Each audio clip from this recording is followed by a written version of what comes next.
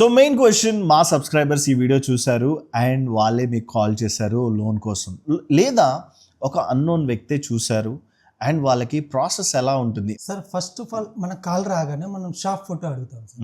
Bank statement 6 months bank statement అడుగుతాం. Okay, bank statement రాగానే నేను బ్యాంక్ స్టేట్మెంట్ లో చెక్ చేస్తాను. రీసెంట్ ఏమైనా చెక్ బౌన్స్ ఉందా, చెక్ బౌన్స్ ఉంటే మళ్ళీ ఎప్పుడు కట్టారు, ఈసీఎస్ రిటర్న్ అని క్లియర్ గా వచ్చేస్తాను. అది చూస్తాను. సార్ కాల్ చేస్తాను, సార్ బిజినెస్ ప్రూఫ్స్ ఏమున్నాయి మీ దగ్గర, like GST, labour licence, trade licence, MSME ఇలాంటివి చాలా ఉంటాయి. చూసుకుంటాను. సార్ మీకు ఇంత వస్తుంది అని చెప్తాను. సార్ మీకు 5 lakhs వస్తాయి, 10 lakhs, 50 lakhs, ఏదైనా ఒక ఫిగర్ నేను వాళ్ళకి చెప్తాను, మీకు ఇంత వస్తుంది.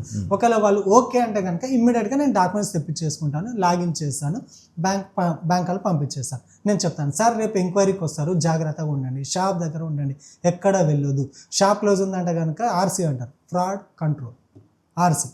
వాళ్ళు వస్తారు సార్, షాప్ క్లోజ్ ఉంటే కనుక షాప్ క్లోజ్ అని రాసిపోతారు, మళ్ళీ వారం పడుతుంది మీకు.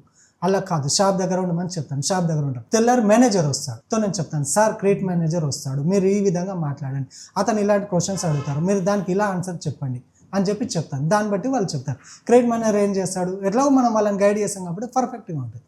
క్రెడిట్ మేనేజర్ ఏం చేస్తాడు, ఆఫీస్కి వెళ్ళి మెయిల్ పెట్టేసి, this case eligible for 30 lakhs, I will already full comfort అని చెప్పేసి అని మెయిల్ పెట్టేస్తాడు. 30 lakhs మేము సార్కి చెప్పేస్తాం, సార్ మీకు 30 lakhs మేము చేయించాము, మేము అగ్రిమెంట్కి వస్తాం, మీరు రెడీగా ఉండండి, ఎక్కడ వెళ్ళొద్దని.